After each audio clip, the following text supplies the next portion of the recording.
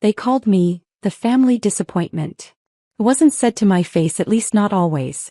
But I heard it in the whispers, saw it in the sidelong glances, felt it in the weight of silence when I walked into rooms.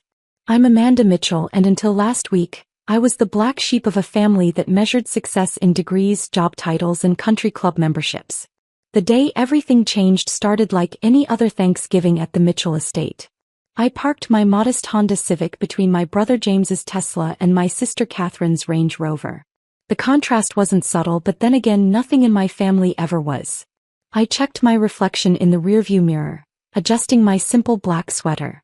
No designer labels, no flashy jewelry. Just me carrying a homemade pie and years of quiet determination. As I walked up the marble steps, I could already hear the voices inside, the familiar symphony of achievement and ambition. Catherine just made partner at Goldman. James's tech startup got another round of funding. Did you hear about Cousin Michael's merger deal? I took a deep breath and opened the door. The foyer was exactly as I remembered: crystal chandelier, family photos arranged perfectly on the walls. Though somehow none of them included me. Amanda. My mother's voice carried from the kitchen, more announcement than greeting. You're late. Again. Traffic, I said simply, though I'd actually been in a meeting that could change everything. But they didn't need to know that. Not yet. I made my way to the kitchen where my mother stood orchestrating dinner like a symphony conductor. Her Chanel suit was immaculate, not a single gray hair out of place. She barely glanced at my pie. Oh, you brought dessert. How nice. Put it with the others. The others being the professional pastries from that expensive bakery downtown. I placed my pie quietly among them, knowing it wouldn't be served. Amanda. My sister Catherine emerged from the living room, glass of wine in hand. Still working at that, what do you call it? Tech support thing. I smiled faintly. Something like that. Let them think I answered phones all day. Let them assume I was barely getting by. The truth was far more interesting, but timing was everything. Well, at least you're employed, she said with that particular tone, part pity, part superiority. Did you hear about my promotion? Senior partner. Youngest in the firm's history. Congratulations, I said, meaning it. Catherine had always been brilliant. She'd also always needed everyone to know it. James appeared next, his startup CEO status worn like armor. Hey sis, he said, glancing at my outfit. H&M having a sale? Target actually, I replied. His smirk widened. If he only knew the real cost of my success, not in dollars, but in countless sleepless nights, calculated risks, and silent sacrifices. Dad was in his study naturally, the sacred space where family legacies were discussed and disappointments were measured. He looked up from his desk as I entered. Amanda, he said, my name heavy with unspoken judgment. Glad you could make time for family. I nodded, choosing silence over explanation. How could I tell him I'd just closed a deal that would make his annual income look like pocket change? That while they thought I was struggling in some dead-end job, I'd built something revolutionary. The dining room was a museum of success. Awards, degrees, and photographs covered the walls. Catherine's law school graduation, James's feature in Tech Weekly, Mom's charity gala speeches. The empty spaces spoke volumes about where I stood in the family hierarchy. As we gathered around the table, the usual parade began. Updates on promotions, investments, acquisitions. Each achievement laid out like fine china, meant to shine and impress. Catherine's firm just landed the Anderson account, Mom announced proudly. $3 billion in assets under management. James's app got featured in the App Store, Dad added. Top 10 in its category. Then came the inevitable pause, the moment where they'd usually skip over me. But this time Aunt Sarah, ever the pot stirrer, turned her attention my way. And what about you, Amanda? Still doing whatever it is you do? The table went quiet. All eyes turned to me, some curious, most pitying. I could feel the weight of their expectations, their assumptions, their disappointments. Oh, you know, I said softly, just working. Such a shame, Aunt Sarah stage whispered to my mother. She had such potential. If only she'd followed the family path. I took a sip of water, hiding my smile. They had no idea that tomorrow morning Forbes would announce their 30 under 30 list. That my little tech support thing was actually an AI company revolutionizing quantum computing. That the whatever it is you do had caught the attention of every major tech giant in Silicon Valley. Remember when she turned down Harvard Business School? Uncle Robert chimed in. Could have had a real career. At least she's independent, Mom offered weakly, the faintest praise she could muster. Even if it's modest. Dad cleared his throat. Well, not everyone can be an achiever. Someone has to do the regular jobs. I cut into my turkey, letting their words wash over me. In less than 12 hours, their whole perception would shatter. The Forbes article wasn't just an announcement, it was a revelation. My company, quietly built over 5 years, was now valued at $4.2 billion. My net worth, hidden behind shell companies and careful planning, would make Catherine's partner salary look like an allowance. Did anyone see the market predictions for next quarter? James asked, steering the conversation back to familiar territory. My startup's positioned perfectly. I let them talk, let them bask in their perceived successes. Let them think I was the family disappointment one last time. Tomorrow would change everything, but tonight I had a front row seat to the last performance of their outdated show. Amanda, Catherine said suddenly, you should really talk to Mark at my firm. He's hiring entry-level positions. Could be a fresh start for you. I smiled, thinking of the email sitting in my inbox from Mark CO, practically begging for a partnership with my company. Thanks, I said. I'll keep that in mind. The evening continued, a carefully choreographed dance of subtle digs and backhanded compliments. Each time they mentioned my situation, I thought about the Forbes photoshoot hidden in my phone, the headlines already queued for morning release. As dessert arrived, store-bought pies only of course, Dad raised his glass for the annual toast. To the Mitchell family legacy, he declared. To achievement, ambition, and excellence. They clinked glasses while I held mine steady, waiting. In just a few hours they'd learn what real achievement looked like. What real ambition could build. What excellence meant beyond their narrow definition. Maybe next year will be Amanda's year, Aunt Sarah offered, not unkindly but with that familiar condescension. I caught my reflection in the silver serving tray, calm, composed, knowing. Maybe it will, I said quietly. Pass the turkey? 5 years earlier I sat in a tiny studio apartment, surrounded by empty coffee cups and code running across 3 monitors. This was where it all began, not in Harvard's hallowed halls or Goldman's trading floors, but in a cramped space that my family would have been embarrassed to visit. My laptop pinged. Another email from my mother. Darling, James is hosting a tech networking event. Perfect opportunity for you to find a real job. Do try to dress appropriately if you come. I minimized the email, focusing instead on the complex algorithm flowing across my screen. What they didn't know was that I'd discovered something revolutionary in quantum computing. Something that would change everything. It started during my disappointing job at a small tech firm, the one my family thought was basic IT support. In reality, I was leading a small research team working on quantum algorithms that could revolutionize data processing. While Catherine collected law firm partnerships and James chased startup funding, I was quietly filing patents that would later become priceless. Your code is incredible, Marcus, my first employee, said one late night. Why don't you tell your family what you're really building? I remembered my father's words when I declined Harvard. You're choosing mediocrity, Amanda. That's not the Mitchell way. They wouldn't understand, I replied, typing faster. Not yet. The first breakthrough came unexpectedly. At 3 a.m. while my family slept in their mansion, I solved a quantum computing problem that had stumped experts for decades. My hands shook as I verified the results. The next morning, while my mother texted about Catherine's latest court victory, I was meeting with venture capitalists. They got it immediately.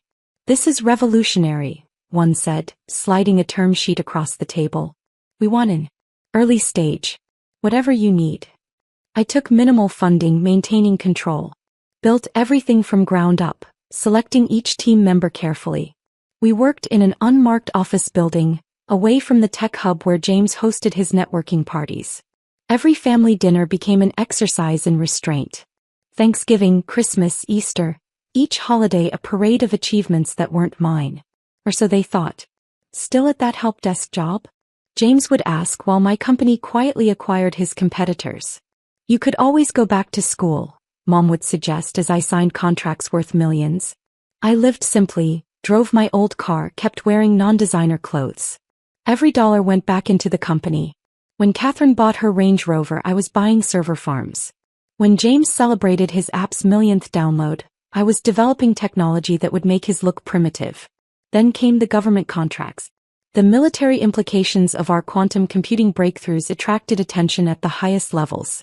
I sat in Pentagon meetings wearing my cheap clothes, making decisions that would reshape national security.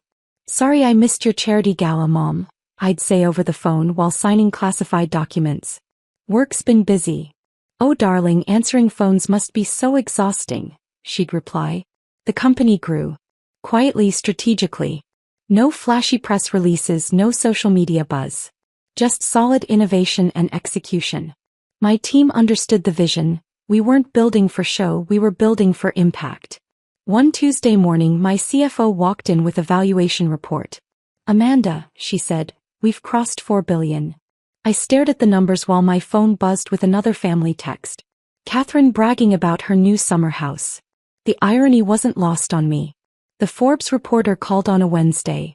"Your quantum computing breakthroughs are remarkable," she said. "We want to feature you in 30 Under 30. I hesitated. This would change everything. No more hiding, no more quiet building. "We've verified your company's valuation," she continued. "This is going to be big." That same evening, I sat through another family dinner. Mom proudly announced James's latest funding round, $10 million. I thought about my last contract, $500 million classified. "Maybe Amanda could invest," Uncle Robert joked. "If she saved anything from her little job." I excused myself to take a call. The Pentagon again. Another project, another billion-dollar implication. Through the dining room window, I could see my family laughing, celebrating their visible successes, completely unaware of what was coming. The photo shoot for Forbes was surreal. They wanted to capture the hidden genius angle. The quiet revolutionary who built an empire in secret. "Your family really doesn't know?" the photographer asked, adjusting his camera. "They will," I said, thinking of the upcoming Thanksgiving dinner. The week before the Forbes release, I sat in my real office, the top floor of a building I owned. Monitors showed our global operations, quantum computers processing data that would reshape industries. My assistant knocked. "Your mother called. Wanted to remind you about Thanksgiving dinner," she said, and I quote, "Try to be on time for once." I looked out over the city, at buildings where decisions were made using my technology. At streets where cars ran on systems my company had optimized. At a world that was already changing because of work my family thought was just tech support. "Tell her I'll be there," I said. The day before Thanksgiving, final preparations for the Forbes release were made. The article was set to go live at 6 a.m. Eastern. My team had prepared for the media storm, the investor calls, the inevitable questions. "Your phones will explode," my PR director warned. "Everyone will want to know how you built this in secret." I thought of all the family dinners where I sat quietly, letting them assume I was struggling. All the condescending advice I'd absorbed while closing billion-dollar deals. That night, I parked my Honda outside my real house, a modest 3-bedroom I used when not staying at my penthouse. My phone buzzed with a text from Catherine. "Wearing something nice tomorrow? Mom's invited some important people." I looked at my closet, designer clothes still in garment bags, never worn. Tomorrow I'd wear my usual simple outfit. Let them see that success didn't need Gucci labels or Rolex watches. The Forbes article was perfect. The photos professional but understated. The numbers undeniable. My net worth, my company's impact, the technological breakthroughs, all laid out in black and white. As I went to bed that night, I thought about how everything would change. How the whispers would stop, the condescension would fade, the disappointment would transform into disbelief. But mostly I thought about the look that would cross their faces when they realized that while they were broadcasting their success, I was quietly building something revolutionary. Tomorrow, over turkey and stuffing, their definition of achievement would be completely rewritten. Thanksgiving morning arrived with a soft ping from my phone, 6 a.m. Forbes had gone live. I lay in bed for a moment, knowing the world was about to shift. My PR team had already sent the first metrics. Article trending, shares exploding, comments flooding in. I made coffee and waited. My brother James called first at 6:13 a.m. I let it go to voicemail. Catherine was next, 3 times in 5 minutes. Then Mom, Dad, Aunt Sarah. Uncle Robert, a cascade of calls and texts that made my phone dance across the kitchen counter. Amanda, is this true? Call me immediately. What's going on? $4.2 billion? I silenced my phone and got ready for dinner, choosing my usual simple black sweater and slacks. Today they'd learn that power didn't need designer labels. By noon the story had exploded. CNBC picked it up. Tech's hidden billionaire. The quantum computing revolutionary no one saw coming. Wall Street Journal. Mitchell Innovations. The stealth company reshaping global technology. Bloomberg. Meet Amanda Mitchell, the secretive genius behind modern quantum computing. My PR director called. It's chaos out here. Every major network wants an interview. The Pentagon's making statements about your contracts. Your company's stock would be surging if you were public. I smiled. Let's focus on Thanksgiving dinner first. When I pulled up to my parents' house at 2 p.m., the scene was different. Security guards hired by my concerned father after reporters started showing up stood at the gate. My old Honda caused visible confusion until they checked their list. Ms. Mitchell, one said, suddenly standing straighter. Sorry, we didn't, recognize the car. The driveway was full of familiar luxury vehicles, but now my Civic didn't seem modest. It seemed like a statement. I could hear the commotion inside before I even reached the door. It swung open before I could knock. Mom stood there, perfectly coiffed as always, but her hands were shaking. Amanda, she whispered like she was seeing me for the first time. Why didn't you tell us? I stepped past her into the foyer, now crowded with family members who'd apparently arrived early for the show. The usual Thanksgiving chatter was replaced by tense silence. Dad emerged from his study, holding a tablet with the Forbes article still glowing on the screen. He opened his mouth, closed it, then tried again. 4.2 billion, he said finally, each word careful and measured. Give or take, I replied quietly. Market fluctuations, you know. Catherine sat on the stairs, still in her power suit but looking oddly deflated. Her phone kept buzzing, probably her law firm partners realizing who her sister really was. James stood by the fireplace, gripping his whiskey glass too tightly. The Forbes article had mentioned acquiring some of his competitors. He'd been pitching to my company for months, never knowing who really owned it. But, you drive a Honda, Aunt Sarah said weakly, as if this was the most shocking part. It's reliable, I answered, walking to the kitchen with my pie. This time no one made comments about store-bought being better. Mom followed me, wringing her hands. Darling, all this time, we thought, why didn't you say anything? I placed my pie carefully on the counter. Would it have mattered? When I declined Harvard, you'd already decided my path. When I took that first job, you'd already written the story. But the Pentagon, quantum computing, billions. Her voice cracked. We're your family. Yes, I said softly. And family should believe in you without needing proof. The dining room was eerily quiet as everyone took their seats. The usual hierarchy had shattered. Catherine's partner salary, James's startup valuation, even Dad's corporate empire. Everything looked different now. Uncle Robert cleared his throat.